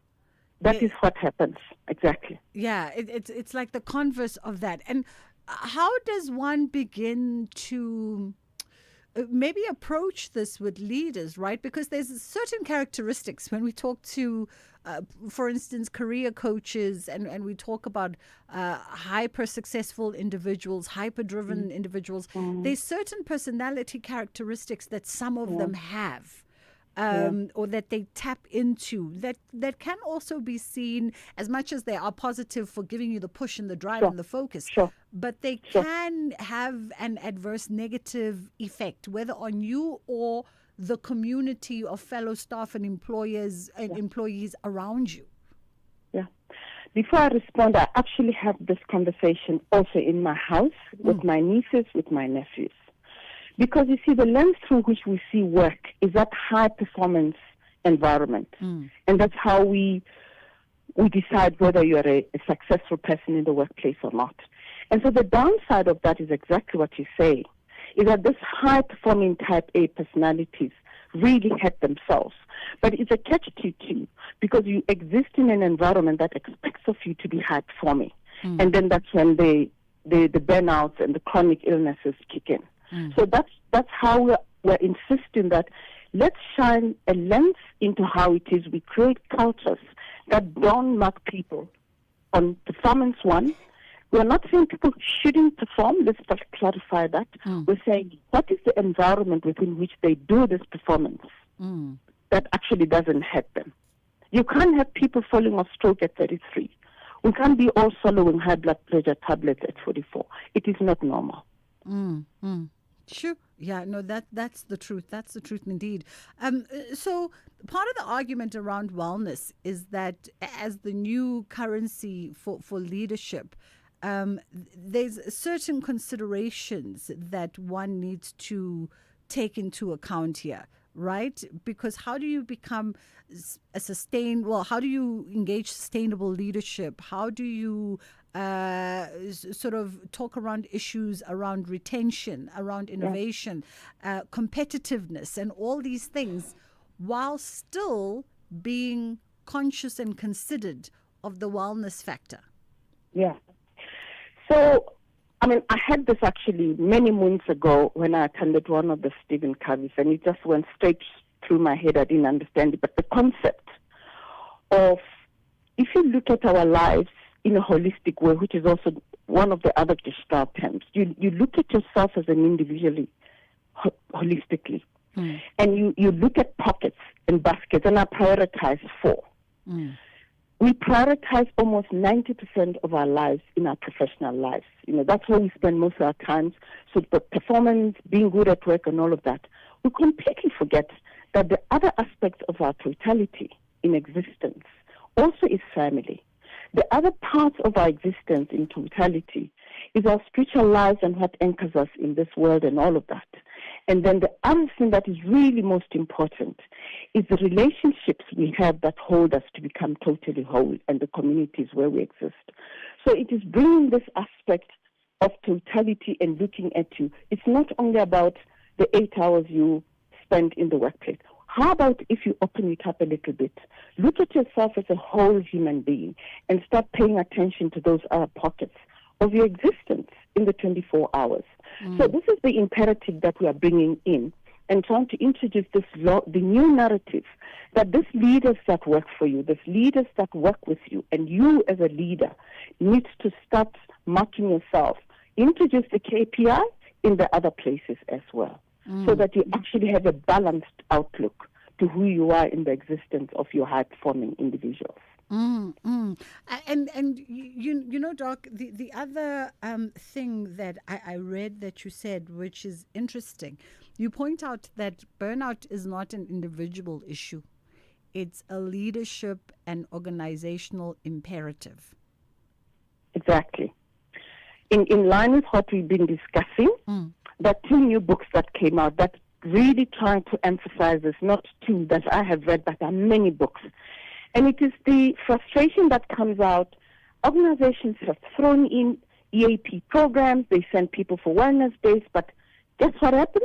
They come back to the exact environment that got them sick in the first place. Have you thought about that?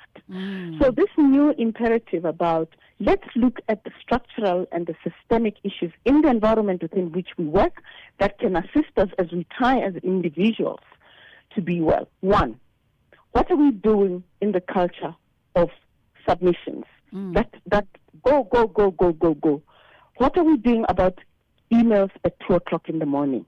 What are we doing about all of this that pressurizes people? It's systemic issues that the individual has no control over. So increasingly, and I think, there are some examples that I sent, especially with the banks, the big banks and the car manufacturers. Yeah. This rule that you lock your emails. It doesn't matter whether I send it at 2, you're not receiving it at 2. You understand? And little introductory things like that. Policy changes that says, if we had a huge event, for instance, they introduce what they call Wellness Mondays. It means that team is not coming to work on Monday. And it's not coming off your leave. It is just a recognition that you were doing a very hard-performing event over the weekend. Why don't you recognize that you need a rest Monday? It's little things like this, it's little things like that. But companies are beginning to look at this, that beyond your leave days, there are other things that we can actually do to create a climate that makes us well at work, beyond what the individual is required to do. Vacations are fine. 7 days later, you come back to the exact environment. So this emphasis on what companies can do is a growing movement of, let's also meet the people halfway. Yeah. I mean, I love the examples that you shared with my producers that, around the world, some of the world's most leading organizations are really starting to redefine what wellness looks like for them. And they've taken strategic initiatives to do that. For instance, Microsoft Japan saw productivity jump 40% when they initiated the 4-day work week. And Volkswagen Germany shut down their email servers, as you've just shared with us, after hours to ensure rest. And these are beautiful things. Scotland embedded certified mental health first aiders into workplaces. I think sometimes we don't think about that. I mean, I think about a friend of mine who runs a really successful agency, and their clients are banks, one of the big 4 banks, and they run nonstop. And he literally put on his signature a disclaimer that says, or a little advisory that says, just because you're receiving this email now, please don't feel the pressure for you to respond to it immediately. Please respond to it at your earliest convenience. Attend to it at your earliest convenience when you see fit. It's not a pressing thing for you to respond to me now. Yeah. People are doing that. People are doing those auto messages. But let me tell you, that incessant manager that I talked about, the leader that still has a lot of work to do on their own issues, will actually expect you to do that. So that is why the banks and other organizations, the auto manufacturers, have gone a step further. They physically actually lock that email not coming out. Because remember that power relationships at work. I'm thinking, yes, he says that, but I know him. So you have to add the next level that actually protects the employee that is, I'm not saying harassed, but these are workplace and dynamics. So you have to also add all these layers that other companies are beginning to do. So the individual, we've done the workplace programs, going to leave and all of that. At the organizational level, we're beginning to introduce the systemic issues that unlock this practices that create stress. And then I thought you saw the national imperatives that are happening in other countries where, for instance, national policy that says, no.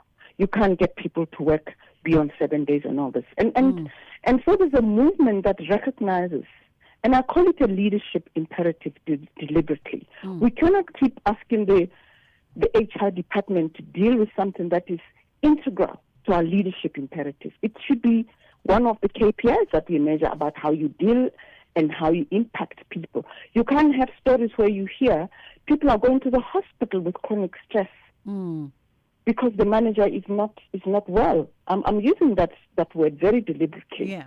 And we need to recognize that sometimes we promote people because they're very clever, they're very efficient, but they're not well to lead people. Absolutely. And Dr. Mutomang, one of the other things that, and this narrative, I think, is a narrative that a lot of leaders tell themselves that, I'll be fine when the thing is done, or the company can't run without me, so I can't be absent. They need me there, otherwise they can't function. And you hear a lot of leaders talk about this. You know, we spoke to the CEO, was it, of Student Village about 2 years ago. And he decided to do the experiment Tuesdays. It's his own Tuesdays, if I remember, was the day. He even named it something. Because he was like, I was changing the narrative in my head where I was thinking my company cannot function without me. And so I took one day off a week to do whatever, paint my nails, go play golf, do whatever, but disengage from the business and see whether or not is my narrative actually correct. And the sky didn't fall, right? And the sky didn't fall, and now every day he's gone on that day. I think it is a Tuesday, if I remember correctly. He's missing in action every day. I mean, that is such a wonderful story to share because, I mean, I talk to a lot of young professionals and they come into these organizations and it's around your definition of what success is for you, and you walk into this culture and everybody's running. So, I mean, are you going to sit back and do nothing? No, you're not. You want to go up the ladder of career. And I think the things you're talking about are exactly about this narrative we have in our heads. But an individual can't sit there and do this by ourselves. Otherwise, they're defiant. So you think, you know, I have to sit up until... And then you come to work in the morning and you want everybody to hear how little sleep you had. I only slept for 2 hours. You know, it's just like you wear it like stripes. It is not correct. We really need to start changing the narratives about, I'm the only one in this department that can get this done. Or you delegate issues. Instead of doing the hard work of teaching people how to do it, you take over again and do it because you're the only person that can do that. Yeah. So this is asking of us as leaders to really ask the critical questions about what conversations are we convincing ourselves about who we are, what lies, even more importantly, are we telling ourselves? Because then we fall sick and then we blame organizations. But sometimes it's our own narrative that we have sold ourselves to. Dr. Mutamang Diaho, thank you so much for the time and the enlightening conversation. It is, of course, Tuesday today, and we were focusing on all things wellness. So I hope you got some tips from the good doctor. It's 2:30. It's time for the headline news. SAFM Wellness Talk was proudly sponsored by MedScheme, creating a winning health offering through clinical innovation and trailblazing technology. At MedScheme, we believe that quality healthcare should be within everyone's reach. That drives us to deliver smarter, more accessible health administration and managed care solutions that truly serve the unique needs of our medical aid scheme clients. Through data-driven tech, value-added product integration, and a strong focus on prevention, we're innovating a future of affordable, seamless, and agile healthcare for all. Learn more about South Africa's leading health administration and managed care provider at medscheme.com. SAFM 104 to 107 nationwide. Good afternoon, I'm Kulufelo. Therefore, in the headlines at 2:30, suspended Deputy National Police Commissioner for Crime Detection Shadrack Sibia has questioned the participation of MK MP David Skosana on Parliament's ad hoc committee. The Madlanga Commission has run into technical difficulties that have the potential to threaten witness access life, and Johannesburg Mayor Dada Morero has vowed to reclaim the city's inner core. Morero has led a by-law enforcement blitz in the Johannesburg CBD today, which forms part of the inner city revitalization project. I'll have details at 3. SAFM 104 to 107 nationwide, leading the conversation. This program is brought to you by SABC Education, enriching minds, enriching lives.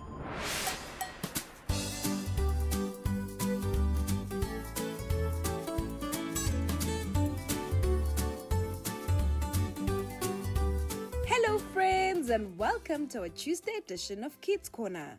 I hope you had a fun and relaxing school holiday. What was the most fun or special thing you did during the break? Did you try something new? Maybe a game, food, or a hobby? Well, most schools open this week, which means we're officially in term 4, the last term of the year. Are you excited about being back at school? What's one goal or thing you want to do better in this new term? Maybe improving your marks, finishing your homework on time, or reading more? All right, let's hear from some of our friends while you share your answers with the people next to you. Hello friends, My name is Akana Otakaran. I am 9 years old and I am in grade 4. The most fun thing that I did on the school holidays was to play with my friends. I tried a new food called bread pie that was made by my auntie. I'm excited to be back at school because I did not see my friends from school for a long time. The most important thing that I want to improve is my math skills. Hi friends, my name is Okatwao Munyai and I live in Bulukwane City. The most fun thing I did during the school holidays was shopping with my mom and little brother. Yes, I did try something new. I went on a taxi for the first time. And yes, I am very excited to be back at school because I get to see my friends, teachers, and learn new things. My goal for the last term is to get elected to be a prefect. Thank you. Hello everyone, my name is Lorraine. Thank you so much for listening to the Kids Radio Show today. The one fun thing that I've done during this 1 week holiday is actually go on a road trip. During the break, I didn't really find anything out except that I love being in the open air and I love being outside. Yes, the schools opened recently, and yes, I really am excited to go to school because I'm just excited to go learn at school and finally just be back with my friends. The one goal that I want to do in this term is just to get in the top 10 and to just pass and go to the next grade. Hi, my name is Danica. The most fun thing that I did this holidays was probably going out with my best friend Jordan for her birthday. This holiday, I didn't really try anything new, but I did try cooking a few new things. I am a bit excited to be back at school because I really miss some of my friends because it was quite boring at home. This term, my goals are to improve my marks and to pay more attention in class and to become a top student instead of playing around. Thank you. Good day. My name and surname is Pyogish Mpembe. I am 11 years old. For the school holidays, the most special thing I did was go on a family camping trip. We had a great time hiking and roasting marshmallows by the fire. Yes, I tried something new. I tried paddle boarding for the first time. It was a bit wobbly at first, but I loved it once I got the hang of it. I missed my friends and learning new things. School is so much fun because we get to work on interesting projects together. My goal this year is to improve my maths and Afrikaans skills. I wanted to work hard and maybe even help my classmates who find it challenging. Thank you. Hello everyone, my name is Ashley Kabamba. During the school holidays, one of the most fun things I did was spend time with my friends. We went out, took pictures, and had so many laughs. I also tried something new, baking cupcakes, and even though they didn't look perfect, they actually tasted really good. Now that schools are open again, I'm a bit excited and nervous. It's the last term of the year, so I really want to stay focused and do my best. My goal for this term is to improve in my maths and keep a positive mindset. I'm looking forward to seeing my classmates again and making more memories before the year ends. My name is Muvumbi. I am a boy and I am 10 years old. When I was at Venda for a holiday to visit my grandmother, I played rock, paper, scissors with my cousins to see who would get the last bag of chips. I was relaxing for once with no more chores to do. I am excited to go back to school and meet my friends. To meet my friends and ask them how the holiday went. I want to get 100 in every subject this term. Hello, my name is Apple Pembe and I am 8 years old. The most special thing we did for the holidays, which was the most fun for me, was going to the beach and swimming with my family. We also moved to our new house and we can swim whenever we want to. At the beach, we built sandcastles and played in the water. Something new that we tried was swimming without armbands. It was hard at first and then I got better and better. I am excited to go back to school because I miss my teacher and my friends. I also miss learning new things, and I am good in maths and enjoy solving problems. My goal this year is to be better in Afrikaans. I want to practice more reading and speaking Afrikaans faster and being able to help my classmates too. Thank you. Hello everyone, my name is Matimba Kosa. I am 6 years old. I go to Jabez Christian Academy School. The fun thing I did this holiday is to go shopping with my dad. The new thing I did this holiday is to play a game that was named Sonic Avatar. I am excited to go to school to learn and play with my friends. This time I want to improve my painting skills.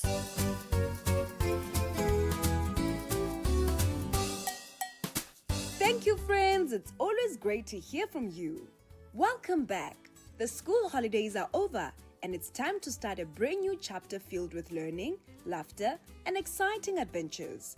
The holidays are always such a special time, a chance to relax, play, and make wonderful memories. Most schools have opened this week, and some of you might be super excited to see your friends and teachers again, while others might still wish to have a few extra days of rest, and that's okay. Friends, each new term is a fresh start, a time to set new goals and try your best. Whether it's reading more books, improving your marks, joining a school club, or just being kinder and more patient, every small goal helps you grow. We are now in term 4, the very last term of the school year. Can you believe how fast the year has gone by? You've learned so much, made new friends, and grown in so many ways. And now it's time to finish strong. The final term is very special because it's your chance to show everything you've learned throughout the year. It's also the time to stay focused, work hard, and prepare for your final exams. Remember, all your effort now will help you start next year with confidence and pride. Here are a few tips to make term 4 your best one yet. Stay organized. Keep your school bag, books, and homework neat so you can find everything easily. Plan your time. Make a little study table and spend a few minutes each day revising your work. Ask for help. If something feels too hard, don't be afraid to ask your teacher, parent, or friend for help. That's how we learn. Stay positive. Believe in yourself. Even if something feels tough, remind yourself that you can do it. Term 4 is your time to shine, to finish your school year with pride, joy, and a big smile. Every little bit of effort counts, and every small success is something to celebrate. So friends, let's make the best last weeks of the school year truly special. Keep your heads high, your hearts kind, and your dreams bright. You've come so far. Now finish strong and sparkle all the way to the end. That's it for today, friends. See you next time.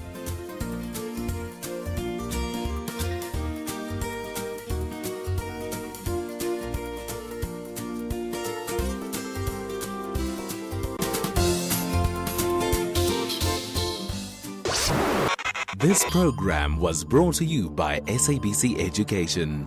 Enriching minds, enriching lives. In fitness, as in finance, endurance is key. If you're 55 and older, you can get an interest rate of up to 10.47% with a NetBank Electronic Optimum Plus account. Now feel the earn. Invest in under 2 minutes on the Money app and get money fit with NetBank. See money differently. NetBank. We're licensed FSP and registered credit provider. T's and C's apply. For more info, visit netbank.co.za. Get ready for the biggest flavors from South Africa's smallest chefs. The Taste Master Junior, every Tuesday evening at 7:30 on SABC2, follows 12 talented teens as they whisk, chop, and bake their way through fun foodie challenges and try to impress the judges Zola Nene and Fritz Quinn, who will rise to the top and be crowned South Africa's next culinary star. Don't miss the Taste Master Junior, Tuesday evenings at 7:30, repeat Wednesdays at 1 and Sundays at 4 p.m. only on SABC2.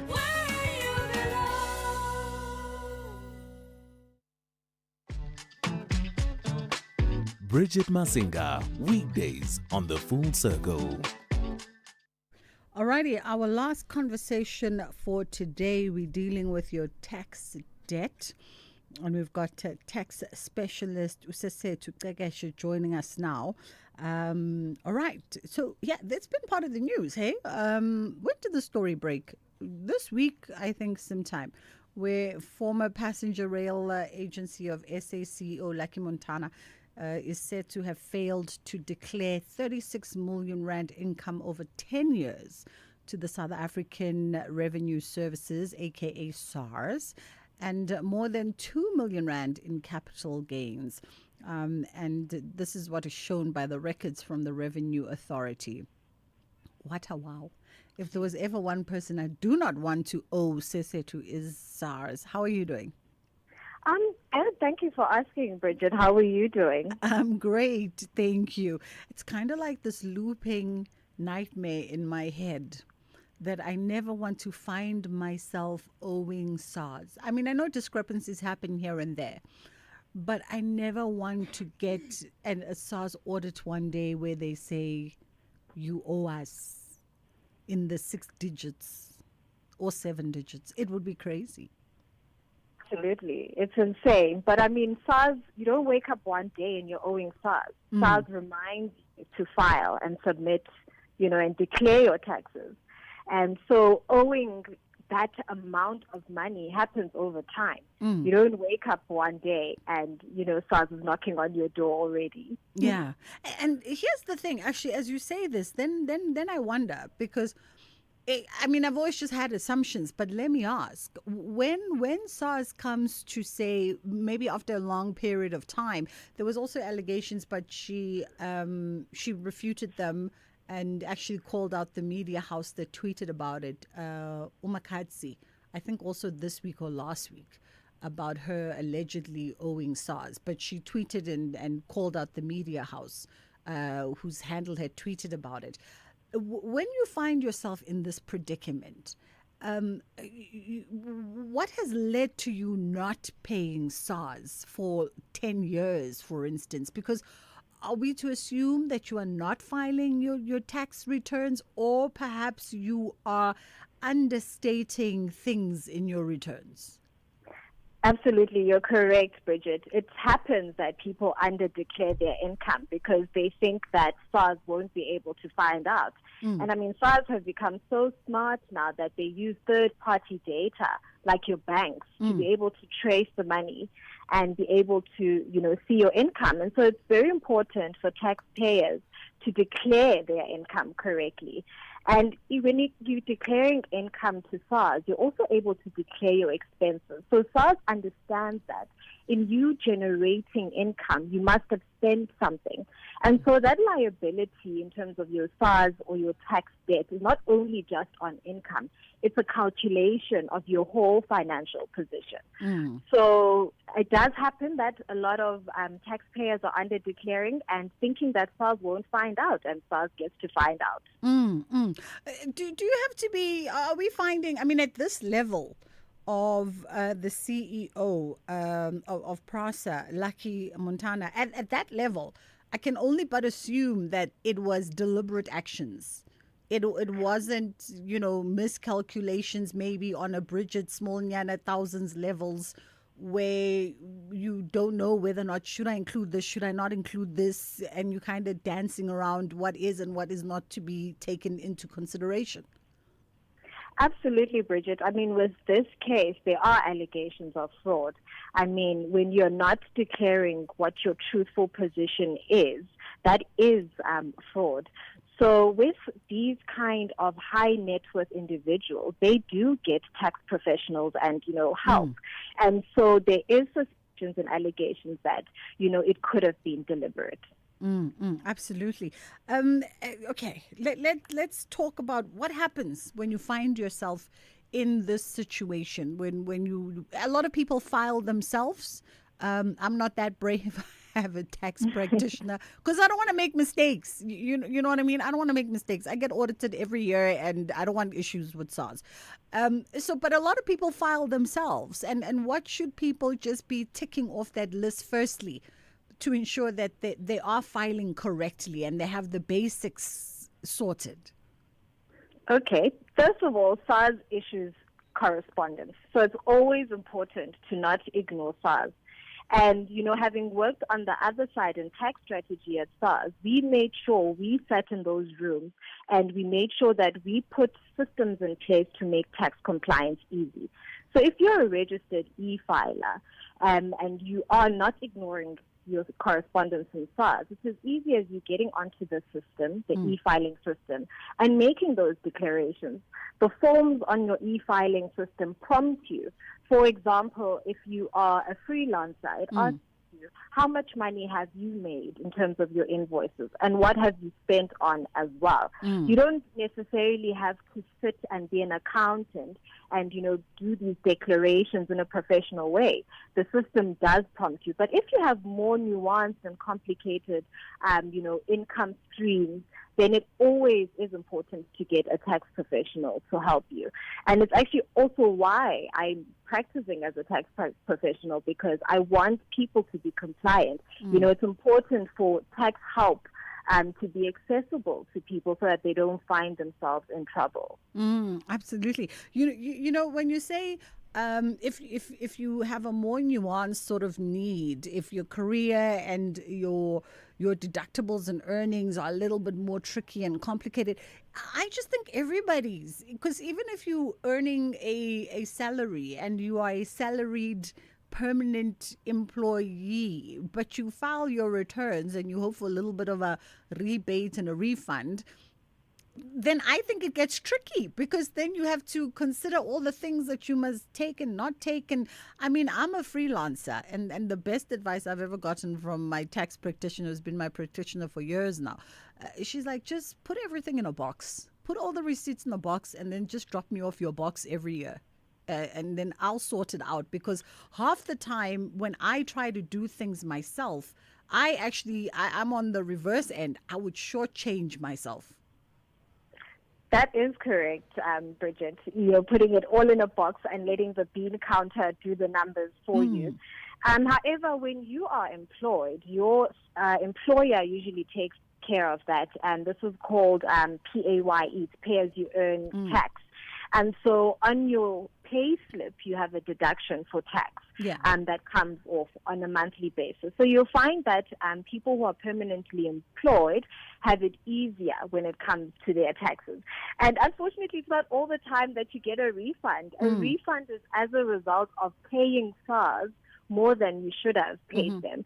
And so if your taxes on a monthly basis or at the end of that full year of assessment are calculated correctly, then your chances of getting a refund are very slim. Thank you for being a freelancer. You know, refunds are things we love. But how do you, then you find yourself, you're in this pickle with SARS. In Lucky's case, he's offered to pay something around 5.5 million on the outstanding 55 million that SARS says he owes them over the 10 years. But how do you then sort of structure, what conversation do you have with SARS when you find yourself owing them? Whether you owe them 50,000, 500,000, 5 million, what is the conversation to be had there with them?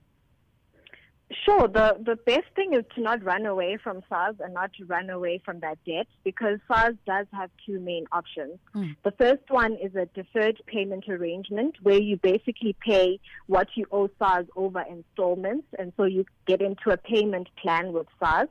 And the other one is to kind of debt. For example, we have this. Sorry, Sasette, we just lost you there for a second. The other one is? The compromise of the tax debt. Okay. So basically, where SARS writes off a portion of what you owe them, if you're able to show them that you're under financial distress.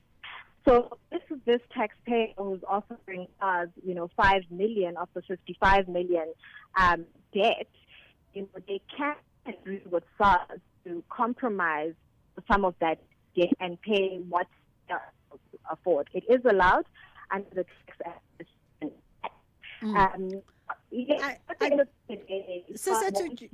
Sesetu, let's hold for a second there. I don't know what's going on suddenly with the connection. It's just breaking a little bit. So we're just going to try and switch lines because we're losing you every second word now for some reason. Don't know if there's a shortage or outage on our end or Sesetu's end. Let's take a quick pause and then we'll be right back. The National Pulse, weekdays, 3 to 6 p.m. So firstly, let's get to maybe the central position for today, the release of the hostages. You have a position, but certainly your organization does have it as well. Tell me about it. I think it's a really bittersweet day today, but today we're looking more at the sweet than the bitter. I think everybody should be celebrating. There've been calls for a ceasefire for a long time. This war has been absolutely devastating and tragic. It's been brutal on both sides. We certainly mourn the innocent deaths on both sides. So I think the first thing to celebrate is that for the first time in 2 years. Professor Karen Mulder, the national chairperson of the South African Jewish Board. Ashraf Garda on SAFM. Bridget Masinga on SAFM. Okay, let's reconnect with Sesetu again. Sorry for that, Sesetu. So let's backpedal to the conversation around the arrangements that you can make with SARS. Yes. So there are two main options that SARS has. I mentioned the deferred payment arrangement where you pay in installments. You arrange a payment plan with SARS. And the second one is the compromise of the tax debt, where SARS writes off a portion of what you owe them and allows you to pay them what you're able to pay them. Obviously, you need to show that you are in financial distress. And now, in September, SARS has launched what they call the expedited tax debt compromise process, where they're basically saying we want taxpayers to continue being compliant. And I mean, SARS' mandate is to continue collecting revenue for the country because this is the money we use to build schools, build hospitals, infrastructure, etc. And so they are not saying that they want to punish the taxpayers. They're saying pay what you can and let's continue with compliance going forward. Here's the other interesting thing, right? So influencers, in fact, SARS made sure that they knew about this because they tweeted about it, they Instagrammed about it, they were doing media roadshows about it, where they were saying that basically we're coming after you, influencers. Because a lot of you are not declaring or under declaring. And in those situations, what is the impact for people who are, because there's a lot of people getting into this influencer sort of economy. And a lot of times agencies, depending on the scale of the agency, will pay you your full fee because they don't require your income tax number or whatever, especially if they're small agencies. So influencers just don't declare that money, or they're getting paid in cash and they're just not declaring that. What's the long-term impact for them if they don't get their accounting books in order? Good question, Bridget. I want to quickly come in and say we need to look at SARS in a fair way. While the agencies are giving them these freebies and incentives, the agencies are declaring these as expenses. And so it's important for influencers to then declare this as income. You cannot receive something and not declare it to SARS as well. And so it will catch up on influencers if they're not doing the declarations correctly. Because at the end of the day, they are doing the work and they're being remunerated for the work, whether in kind or in cash, and they've got to pay. They are not exempt. Just the same that happens with employees as well. You know, there are employees who get travel allowances. They get taxed on that. There are employees who have fringe benefits. They get taxed on that. So it's only fair. Absolutely. We got a message here from someone anonymous in Bloemfontein whose wife has been struggling to do arrangements online with SARS. And when they process it, it doesn't go through. So they end up getting notices that request her to pay or make arrangements. But it sounds like every time they try to do it online, it does not happen. What can they do here? It does happen that maybe the SARS system is not working the best way we want it to. However, SARS does allow you to do bookings at your nearest SARS branch. And so if they want to do it for themselves and not get the help of a tax practitioner or professional, they're able to book to go into their nearest SARS branch and be able to deal with an individual there. Then here's another interesting question, because we live in the era of crypto and these digital binary monies. Someone also wants to find out from you. For him, I guess, who carries digital binary money like crypto, bitcoins through offshore accounts and commodities, are they safe with the South African revenue, or is there something which is new that they need to know about? They need to know that trading or selling crypto assets is taxable.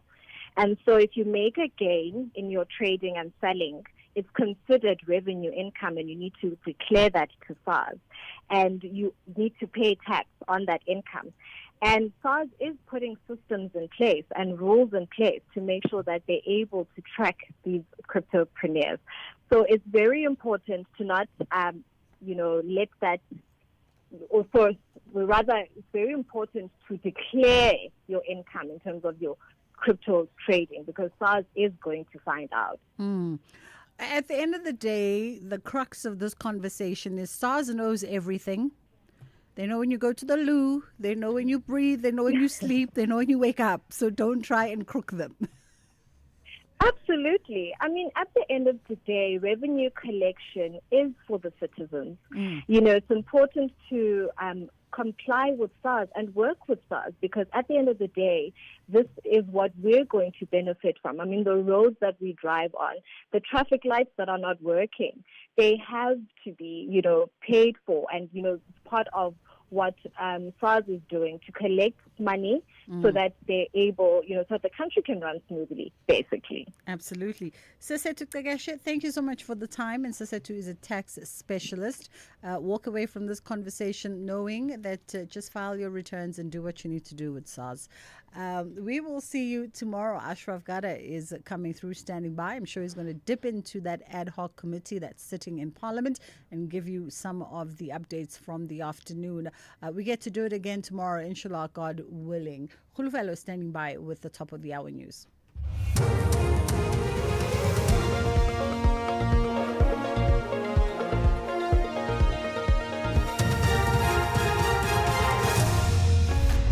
Top stories at 3. Sibia questions MKMP's participation on ad hoc committee and boxes of medication found in deadly Limpopo bus. Good afternoon, I'm Khulufelo Defo. Suspended Deputy National Commissioner for Crime Detection, Shadrack Sibia, has questioned the participation of MKMP David Skosana on Parliament's ad hoc committee. Sibia is appearing before the committee for the second consecutive day. His argument was that Skosana laid a criminal complaint against him and that his continued participation could constitute a conflict of interest. Yesterday, the committee concluded it had no powers to remove a member of a party. Sibia raised his concerns to the committee. To me, it's a very serious concern. This is the member that I feel is working with General Mkhwanazi, because the statement that was used by the General Mkhwanazi's team to go and open a case, his name is there. Now I must stand before the same member to cross-examine or to ask me questions. The Matlanga Commission has run into technical difficulties that have the potential to threaten witness access life. Commission Chairperson Justice Mbuyiseli Matlanga has ordered that witness access evidence will be read on record by evidence leader Advocate Adila Hassim. Witness X was testifying remotely through an intermediary this morning before encountering technical glitches. Justice Matlanga says the decision to have witness access evidence delivered through Hassim was not taken lightly, as the Commission values transparency. Transparency cannot be at the risk of endangering the safety of witness X.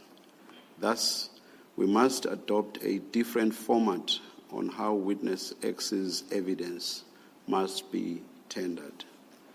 In due course, the Commission will decide on how and when questions may be asked with regard to the testimony. Limpopo Premier Poppy Ramathuba says they will follow any leads on boxes of medication and condoms found at the scene of the bus crash that claimed 43 lives. The boxes were among the items that were scattered on the bus crash scene. The bus, which was reportedly traveling from Gqeberha to Zimbabwe and Malawi, veered off the road and down an embankment, resulting in the deaths of 43 people and injured about 45. Premier Ramathuba says she believes that the medication that was